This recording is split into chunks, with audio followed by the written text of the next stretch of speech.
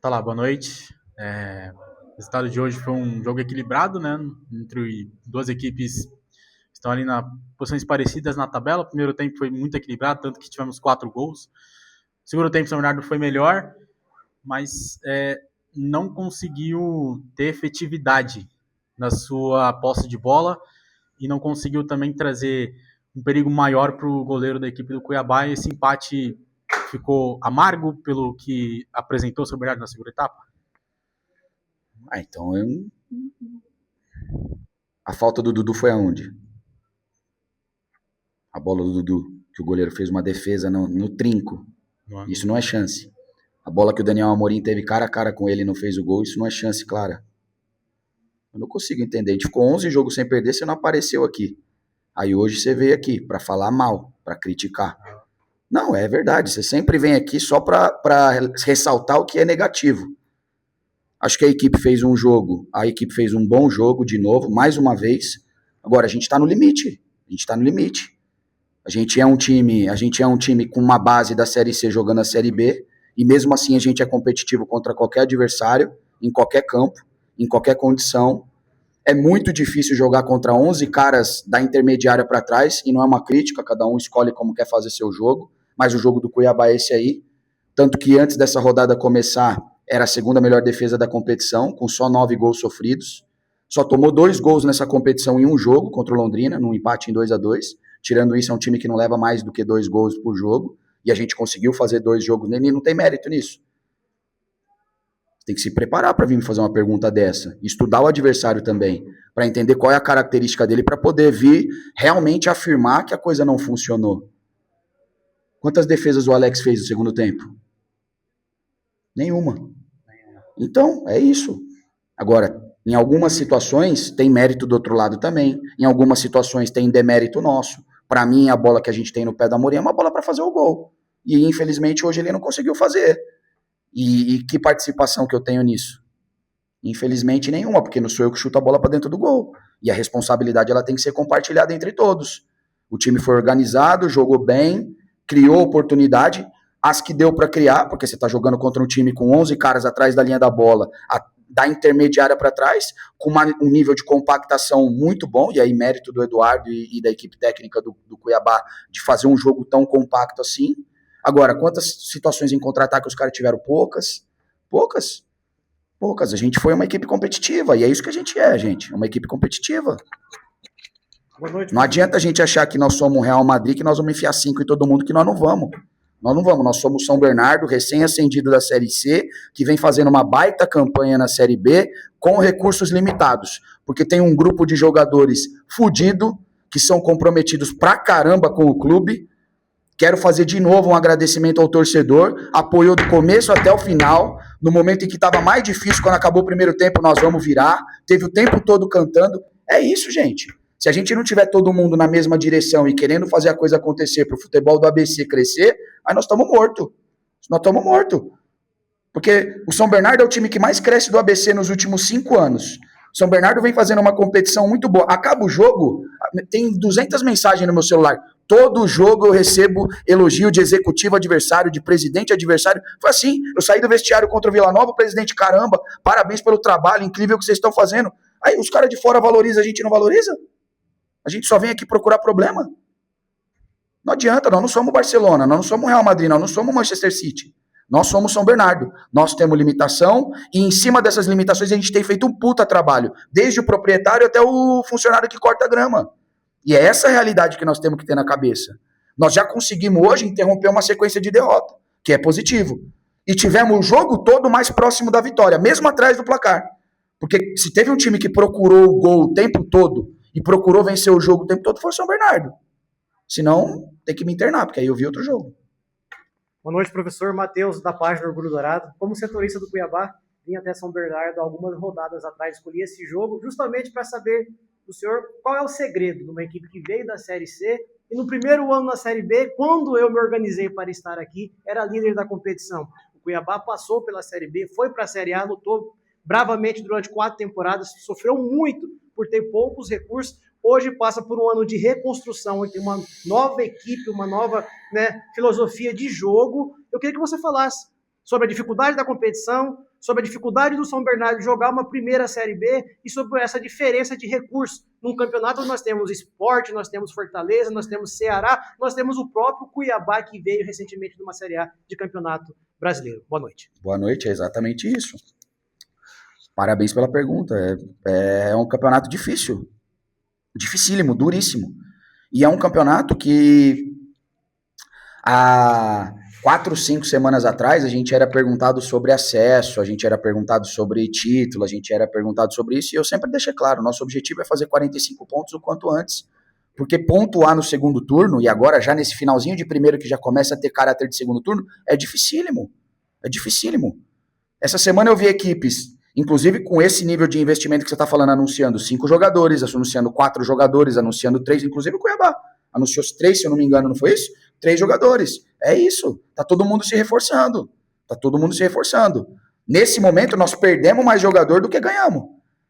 Porque saíram mais jogadores do que chegaram. Então a gente tá de último jogo contra um Vila com, sei lá, 17 mil pessoas dentro do estádio, nós competimos até o finalzinho, com 3 desfalques suspensos e 1 no DM, fora os jogadores que estão operados e que só vão voltar ano que vem. Então, assim, a gente está realmente fazendo uma campanha de superação, porque é um campeonato muito duro, é um campeonato muito difícil. É muito difícil competir. E aí, assim, com todo o respeito, tá? Nos últimos jogos, nós tivemos um erro de arbitragem que interferiu diretamente no resultado da partida. Você pega, por exemplo, o jogo contra o Criciúma, o que fizeram com a gente é um escândalo. Aquele pênalti não existe. Até adversário ligando pra gente pra falar, pô, pelo amor de Deus, não existe um pênalti desse. Entende? Então, assim, ó, a gente é muito consciente, a gente nunca procurou iludir ninguém, a gente nunca procurou vender pra ninguém algo que a gente não vai entregar. O que eu posso prometer pro torcedor e pra todo mundo que vier assistir um jogo do São Bernardo, nós vamos ser organizados, nós vamos ser competitivos, nós sempre vamos tentar ter a bola, porque essa é a nossa identidade. Se não for possível, a gente precisa saber o que fazer sem ela, ou seja, se o adversário foi melhor que a gente, mais competente, empurrou a gente para baixo e a gente vai precisar transitar, a gente precisa ser competente nisso, porque a competição exige, nem sempre você vai conseguir controlar. É até utópico um time que é recém-ascendido da Série C, com uma base praticamente da Série C, de 11 jogadores, se eu não me engano 9, eram jogadores que inclusive, alguns deles eram reservas na Série C e hoje têm sido titulares, porque o que diz quem vai ser titular é o momento e o quanto o jogador é capaz de entregar aquilo que é imprescindível para nós. E o que é imprescindível para nós é compromisso, correr para trás, competir, dar a vida, lutar do primeiro ao último minuto. Por quê? Porque nós sabemos que é um campeonato difícil. O nosso campeonato é fazer 45 pontos o quanto antes. A partir daí, chegamos na 32ª, 33ª rodada. Pô, nós estamos perto do G6. Cara, legal, vamos trabalhar para estar entre esse G6 e tentar lutar por uma condição de acesso. Ah, nós estamos entre os dois, vamos subir direto. Ótimo, excelente, melhor ainda. Mas a realidade é essa. E o campeonato tá na metade.